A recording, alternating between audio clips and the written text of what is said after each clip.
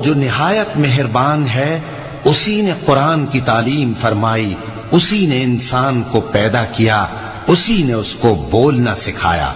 سورج اور چاند ایک حساب مقرر سے چل رہے ہیں اور بوٹیاں اور درخت سجدہ کر رہے ہیں، اور اسی نے آسمان کو بلند کیا اور میزان عدل قائم کر دی کہ اس میزان میں حد سے تجاوز نہ کرو، اور انصاف کے ساتھ ٹھیک تولو اور تول کم مت کرو۔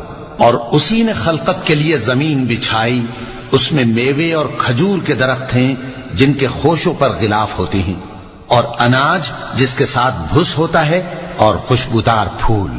تو اے گروہ جن و انس، تم اپنے پروردگار کی کون کون سی نعمت کو جھٹلاؤ گے؟ اسی نے انسان کو ٹھیکرے کی طرح کھنکھناتی مٹی سے بنایا اور جنات کو آگ کے شعلے سے پیدا کیا۔ تو تم اپنے پروردگار کی کون کون سی نعمت کو جھٹلاؤ گے؟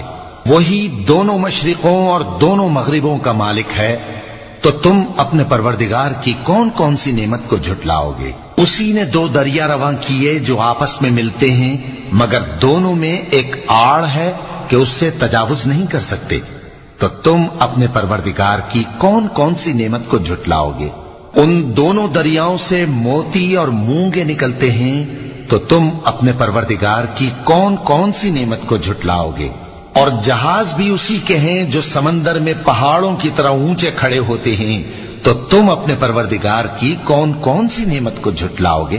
جو مخلوق زمین پر ہے سب کو فنا ہونا ہے، اور تمہارے پروردگار ہی کی ذات جو صاحب جلال و کرم ہے باقی رہے گی۔ تو تم اپنے پروردگار کی کون کون سی نعمت کو جھٹلاؤ گے؟ آسمان اور زمین میں جتنے لوگ ہیں سب اسی سے مانگتے ہیں، وہ ہر روز کسی نہ کسی کام میں ہوتا ہے۔ تو تم اپنے پروردگار کی کون کون سی نعمت کو جھٹلاؤ گے؟ اے دونوں جماعتوں، ہم ان قریب تمہاری طرف متوجہ ہوتے ہیں، تو تم اپنے پروردگار کی کون کون سی نعمت کو جھٹلاؤ گے؟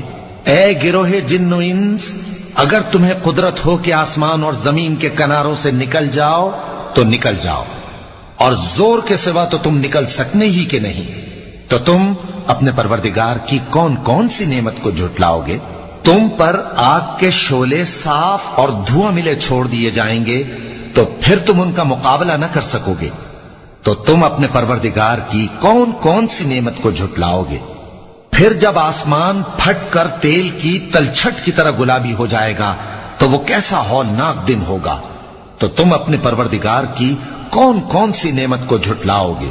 تو اس روز نہ تو کسی انسان سے اس کے گناہوں کے بارے میں پرسش کی جائے گی اور نہ کسی جن سے۔ تو تم اپنے پروردگار کی کون کون سی نعمت کو جھٹلاؤ گے؟ گناہگار اپنے چہرے ہی سے پہچان لیے جائیں گے تو پیشانی کے بالوں اور پاؤں سے پکڑ لیے جائیں گے۔ تو تم اپنے پروردگار کی کون کون سی نعمت کو جھٹلاؤ گے؟ یہی وہ جہنم ہے جسے گناہگار لوگ جھٹلاتے تھے، وہ دوزخ اور کھولتے ہوئے گرم پانی کے درمیان گھومتے پھریں گے۔ تو تم اپنے پروردگار کی کون کون سی نعمت کو جھٹلاؤ گے؟ اور جو شخص اپنے پروردگار کے سامنے کھڑے ہونے سے ڈرا اس کے لیے دو باغ ہیں، تو تم اپنے پروردگار کی کون کون سی نعمت کو جھٹلاؤ گے؟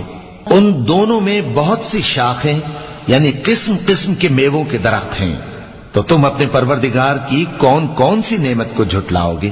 ان میں دو چشمے بہ رہے ہیں، تو تم اپنے پروردگار کی کون کون سی نعمت کو جھٹلاؤ گے؟ ان میں سب میوے دو دو قسم کے ہیں، تو تم اپنے پروردگار کی کون کون سی نعمت کو جھٹلاؤ گے؟ اہل جنت ایسے بچھونوں پر جن کے استر اطلس کے ہیں تکیہ لگائے ہوئے ہوں گے، اور دونوں باغوں کے میوے قریب جھک رہے ہیں، تو تم اپنے پروردگار کی کون کون سی نعمت کو جھٹلاؤ گے؟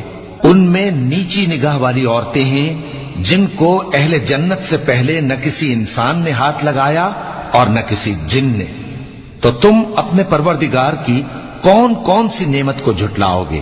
گویا وہ یاقوت اور مرجان ہیں، تو تم اپنے پروردگار کی کون کون سی نعمت کو جھٹلاؤ گے؟